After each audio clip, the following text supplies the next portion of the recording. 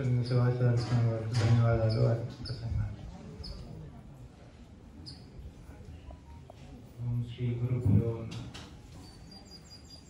అందరూ ఎంతో శ్రద్ధగా కూర్చొని వింటున్నారు కాబట్టి మీ సమయాన్ని కొంచెం 10 నిమిషాలు నేను కూడా తీసుకుంటాను.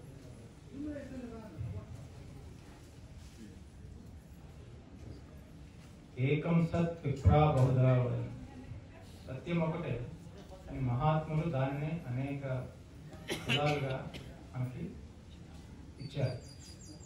శ్రీరామకృష్ణుడు చెప్తారు, నక్క ఒకటే ఆయన అది ఏ దేశానికి తీసుకెళ్ళినా ఒకే రకంగా అది పరుస్తుంది. అలాగనే సాధువులు వారు ఏం చెప్పినా కూడా అందరి లక్ష్యం ఒకటే కాబట్టి దాన్నే మళ్ళీ మనం తిరిగి గుర్తు చేసుకున్నాం. ఇప్పుడు సాధు మహాత్ములు అందరూ చెప్పిన తర్వాత చెప్పాలంటే కూడా తర్వాత వాళ్ళకి కష్టం అవుతుంది. ఎందుకంటే ముందు అన్ని మంచి విషయాలన్నీ వాళ్ళు మాట్లాడేశారు. లాస్ట్లో చెప్పే వాళ్ళకి ఏం మిగలదు ఎక్కువగా. అయినా కూడా ఒక చిన్న కథ చెప్పుకొని ముగిస్తారు. ఏంటంటే ఒక భక్తుడు ఉన్నాడు, ఆనందరామ్ అనే భక్తుడు. ఆయనకి పాపం చాలా జీవితంలో చాలా కష్టపడి పైకి వచ్చాడు. అన్ని కష్టపడి కుటుంబాన్ని అన్ని నిర్మించుకున్నాడు, వ్యాపారాలను నిర్మించుకున్నాడు. పేరుకి ఆనందరామే కానీ పాపం జీవితంలో ఆనందం తక్కువ. ఎన్నో ఇబ్బందులు, కష్టాలు. ఈ కష్టం పోయింది అంటే ఇంకో కష్టం వస్తుంది. అదే మళ్ళీ ఇంట్లో వాళ్ళకి ఎంతో, ఇంట్లో అంటే సమస్యలు అందరికీ ఉంటాయి కదా. ఒక సమస్య పోయింది ఒకరి నుంచి అంటే ఇంకొకరి నుంచి ఇంకో సమస్య, అలా సమస్యలు వస్తున్నాయి. ఆ సమస్యలు పరిష్కరించుకుంటూ ముందుకు వెళ్తున్నాడు. కలిసిపోయాడు. శాంతి కావాలి, శాంతి లభించట్లేదు. ఏదో అల్ప సమయం ఉంటుంది, ఈ సమస్య పోయినప్పుడు ఉంటుంది, మళ్ళీ సమస్య. ఈ శాంతి ఎలాగ మనం శాశ్వతం చేసుకోవాలి, ఈ శాంతి ఎలాగ మనకు పరిపూర్ణంగా లభిస్తుంది అని పాపం ఆలోచిస్తున్నాడు. అలాగ ఒక మిత్రుని కలిశాడు. ఎలా అసలు శాంతి లేదురా బాబు, ఎలాగ ఈ జీవితంలో శాంతి లభిస్తుంది. నేను ఈ మధ్య ఒక ఆశ్రమానికి వెళ్తున్నాను కూడా అప్పుడప్పుడు. అక్కడ నుంచి వెళ్ళొచ్చిన దగ్గర నుంచి అక్కడ సత్సంగాలు విన్న తర్వాత నా మనసు కొంత శాంతి ఇచ్చింది. నువ్వు కూడా ప్రయత్నించాను.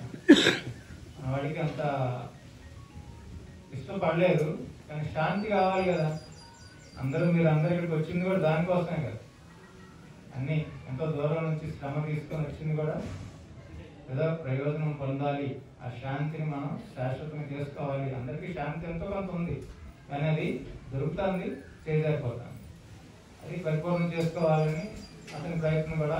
ఇష్టం లేకపోయినా వచ్చాడు, ఆశ్రమంలోకి వచ్చాడు. వచ్చేటప్పుడు అక్కడ సత్సంగం జరుగుతుంది. అక్కడ ఉన్న గురువులు మహాత్ములు సత్సంగం చెప్తున్నారు భగవద్గీత గురించి. ఏం చెప్తున్నారు? అనన్య చింతయంతో మాం ఏ జనా పర్యుపాసతే తేషాం నిత్యాభియుక్తానాం యోగక్షేమం వహామ్యహం. ఎవరైతే భగవంతుణ్ణి అనన్యంగా, అంటే వేరే ఏ ఇతరమైన ఆలోచనలు వికల్పాలు లేకుండా చింతిస్తారో, పర్యుపాసతే అంటే వాళ్ళు ఆరునే ప్రార్థిస్తారో పూజిస్తారో నిష్ఠతో, నిత్యాభియుక్తానం అంటే నిరంతరం ఏ పని చేస్తున్నప్పుడు కూడా అంతర్ముఖంలో మనసులో ఒక భాగం ఆ భగవంతుని గురించి ఆలోచిస్తూ చింతిస్తూ చేస్తారో, అటువంటి భక్తులకి నేను అంటే యోగక్షేమం వహామ్యహం, వారి యోగక్షేమాలన్నీ నేను చూసుకుంటాను, అది నా బాధ్యత అని భగవంతుడు మాట ఇచ్చాడు. అటువంటి వారు కనుక ఇది పాటించినప్పుడు భగవంతుడు వారికి కావాల్సిన యోగ్యతలు, యోగం అంటే వారు ఈ పరమమైన శాంతి కోసమే కదా భగవంతుడు అందరినీ పంపించింది. మీరు వెళ్ళి మీ లక్ష్యాన్ని చేరుకోండి, మీ పరమ శాంతిని పొందండి అనే మార్గాన్ని అనే లక్ష్యంతో పంపించారు. కానీ ఆ లక్ష్యాన్ని మర్చిపోయిన వారికి ఆ లక్ష్యానికి కావాల్సిన యోగ్యతలన్నీ ఆయన ఇస్తారు. తర్వాత క్షేమం అంటే ఏంటి? ఈ మార్గంలో ఎన్నో అడ్డంకులు వస్తాయి.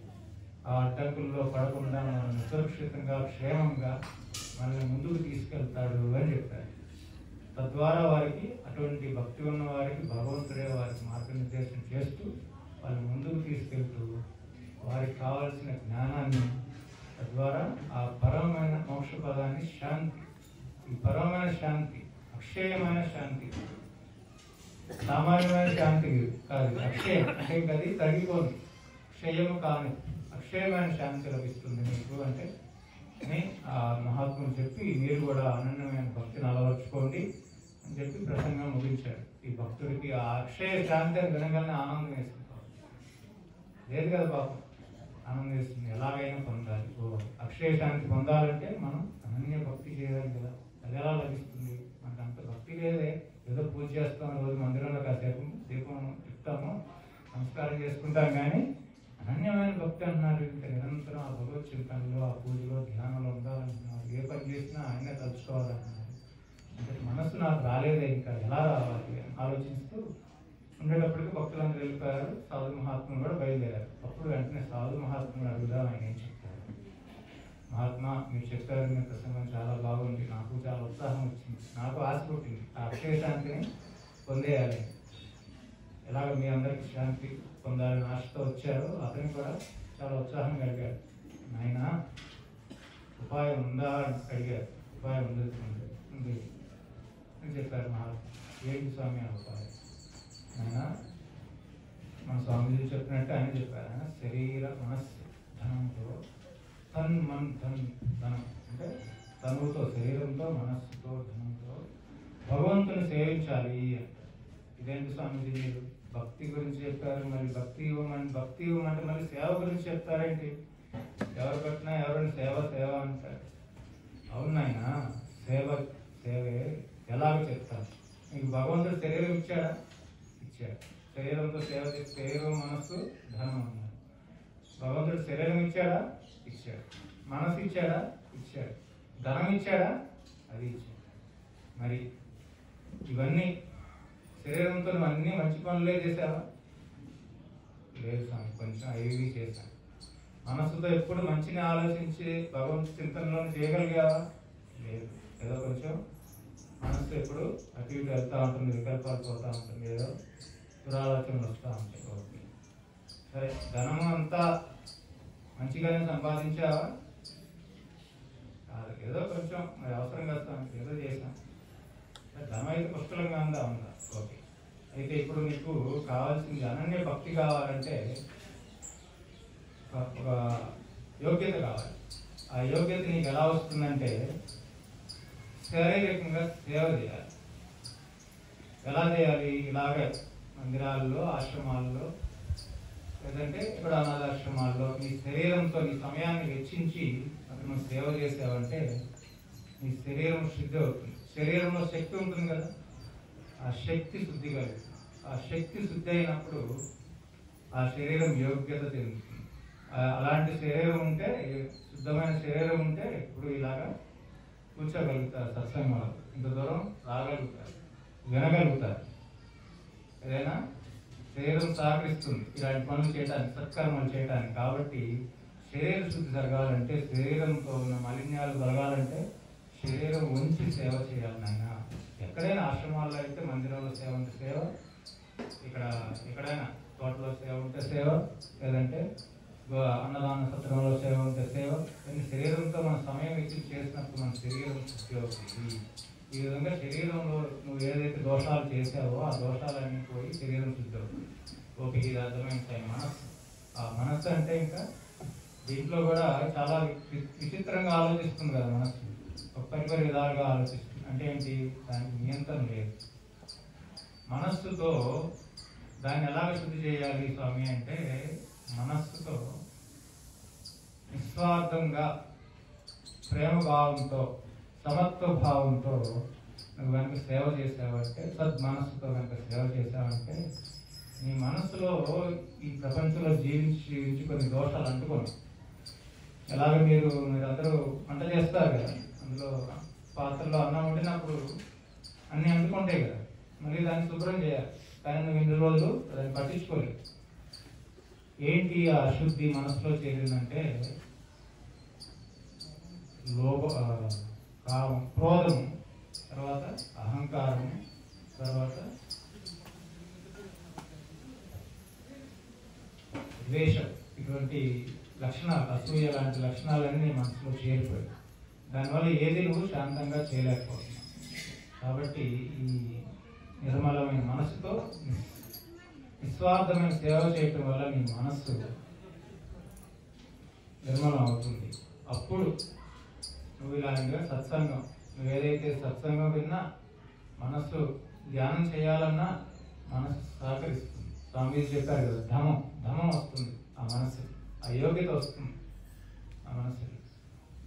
అప్పుడు సరే మనస్సు అయిపోయింది, మనస్సుతో ఇలాగా ప్రేమభావంతో నిస్వార్థంగా సేవ చేయాలి, సమత్వ భావంతో సేవ చేయాలి అని చెప్పారు. ఓకే, మనస్సుతో అప్పుడే అది మనస్సు భక్తి యోగ్యత సాధిస్తుంది. మరి ధనం ఏంటి సమయం? ధనం లేని వాళ్ళు అలా చేయకపోయినా పర్వాలేదు, ధనం ఉన్న వాళ్ళు దాన్ని సద్వినియోగం చేయాలి. దాన్నే ధన శుద్ధి అంటారు. అంటే ఈరోజు ధనంతో నువ్వు నిన్ను నీ కుటుంబాన్ని నీ వాళ్ళని సేవ చేస్తున్నావు, అది మంచిదే. కానీ నీ తర్వాత కూడా ప్రపంచం ఉంది కదా, నువ్వు నీ కుటుంబం తర్వాత కూడా ప్రపంచం ఉంది అని పరోపకారం అంటారు. దీన్ని వేద భాషలో చెప్పాలంటే పూర్త కర్మలు అంటారు. అంటే 10 మందికి ఉపయోగపడే కర్మలు చేయనాయన. ఈ రోజు నీకోసమే జీవించావు, నీకోసమే సేవ చేసుకున్నావు, మంచిదే. కానీ 10 మందిని చూడు, పరోపకారం అనేది చెయ్యి, దానం చెయ్యి. ఈ ధనం తీసుకొచ్చి దానివల్ల ఏమవుతుంది? ధనం తీసుకొచ్చే దోషాలు ఏమిటి? లోభము, దురాశ, దురహంకారం అనే దోషాలు పోతాయి. దాన్ని ధన శుద్ధి అంటారు. ఇప్పటి నుంచి ధనాన్ని ధర్మంగా సంపాదించు, అటు ఇటు చేతులు పెట్టదు, అప్పుడు ధనశుద్ధి కలుగుతుంది. ధనం నువ్వు సంపాదించిన ధనం సద్వినియోగం అవుతుంది. ఇలాగ ఆశ్రమ కార్యక్రమాలకి, అనాథాశ్రమాలకి, వృద్ధాశ్రమాలకి కనుక నువ్వు నిస్వార్థంగా దానం చేసావంటే నీలో ఉన్న దోషాలు, మనస్సులో ఉన్న దోషాలు, శరీరంలో ఉన్న దోషాలు పోతాయి.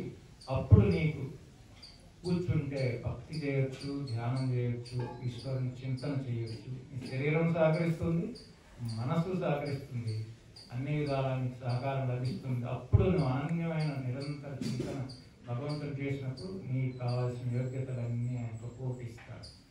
ఆ యోగ్యత వల్ల నువ్వు జ్ఞానాన్ని సంపాదిస్తావు. ఆ జ్ఞానం వల్ల నీకు అక్షయమైన పరమైన శాంతి లభిస్తుంది. కాబట్టి సేవతో ప్రారంభించి భక్తితో ప్రారంభించి భక్తి పరిపూర్ణమైనప్పుడు జ్ఞానం, ఆ జ్ఞానం ద్వారా నీకు ఆ జ్ఞానం నిలబడాలంటే కూడా ఆ మనస్సుకు ఒక యోగ్యత కావాలి కదా, అది భక్తి ద్వారా లభిస్తుంది.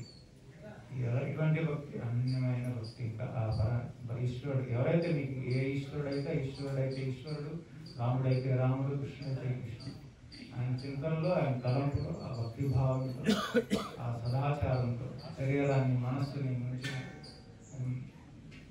నిర్మలంగా ఈ పార్టిసిపేట్ అంటారు కదా, శరీరాన్ని, మనస్సుని దాంట్లో అలవాటు చేసినట్లయితే నీలో పూర్వం ఉన్న మాలిన్యాలు, వ్యతిరేకతలన్నీ పోయి నీకు సన్మార్గం నీ కంటికి కనిపిస్తుంది. అప్పుడు స్పష్టంగా కనిపిస్తుంది. అప్పుడు చిన్న చిన్న సహాయం వస్తే చాలు. ఏ సత్సంగం విన్నామంటే ఆ సత్సంగం వాళ్ళ మనసులో నిలబడిపోతుంది. అదే పదే జ్ఞాపకం వస్తుంది. అదే నీకు ముందుకు తీసుకెళ్తుంది, ప్రేరణిస్తూ ఉంటుంది. ఈ విధంగా నువ్వు సేవతో నువ్వు ఆరంభించు, నీకు అంతా మంచిగా జరుగుతుందని చెప్పారు ఈ ఆనందరామ్. అప్పుడు ఆనందరామ్ ఏం చేశాడు? ఆనందరామ్ మర్చిపోకూడదు కదా. ఈ ఆనందరామ్ ఏం చేశాడు? అప్పటి నుంచి నెమ్మదిగా మొదలుపెట్టి రోజు అప్పుడప్పుడు ఎప్పుడు సమయం దొరికితే అప్పుడు ఈ వచ్చి ఆశ్రమంలో వచ్చి సేవ చేస్తాడు, పూజ చేస్తాడు. ధనవంతుడే కానీ పూజ చేస్తాడు, అడిగి చేస్తాడు, లేకపోతే లోప పని చేస్తాడు, లేకపోతే వంటశాలలో సహాయం చేస్తాడు, లేదంటే అనాథాశ్రమంలోకి వెళ్ళి వాళ్ళకి దానం చేయాలి, వాళ్ళకి ఏదో సహాయం చేస్తాడు. ఇవన్నీ చేయటం వల్ల ఆయనకి దినదినం వృద్ధి జరిగి పక్వత వచ్చి ఆయనకి అప్పుడు ఏకాగ్రతతో జపం చేయటం కానీ, ఆశ్రమాల్లో మనస్సు నిలబడుతుంది, సత్సంగంలో మనస్సు నిలబడుతుంది, ధ్యానంలో మనస్సు నిలబడుతుంది. అప్పుడు ఆయన నెమ్మదిగా ఇంకా అప్పటి నుంచి ఈశ్వరుడు బాధ్యత తీసేసుకున్నాడు. నువ్వు కనుక అన్నే భక్తి చేసావా, తర్వాత నేను చూసుకుంటాను, నువ్వు ఇంకేం చేయాల్సిన పని లేదు, అది నా బాధ్యత. ఆ విధంగా ఆయన ఆనందరాముకి జ్ఞానం లభించింది, అక్షయమైన శాంతి లభించింది. ఆనందరాములాగానే మనం కూడా మన జీవితాన్ని ఆ విధంగా సద్వినియోగం చేసుకొని ఈ సత్కర్మ ద్వారా, సత్చింతన ద్వారా, సత్సంగం ద్వారా, ఈ భక్తి ద్వారా, సేవ ద్వారా మనల్ని మనం యోగ్యులుగా చేసుకొని ఆ భగవత్ ప్రసాదమైన జ్ఞానాన్ని స్వీకరించి ఆ ఆనందరాములాగానే మనం కూడా అక్షయమైన శాంతిని పొందుదాం. అది మీతో పాటు నేను కూడా కలుపుతున్నాను. అందరూ పొంది అందరూ మన జీవితాన్ని, ప్రయాణాన్ని సుఖంగా ముగిస్తారు. ఆ ఆనందం స్వామి చెప్పారు కదా, ఆనందంతో జీవించాలి, ఆనందంతో ముగించాలి. ఎలాగైతే విధంగా మనం చెయ్యాలి అంటే సేవ అనే మొదలుపెట్టి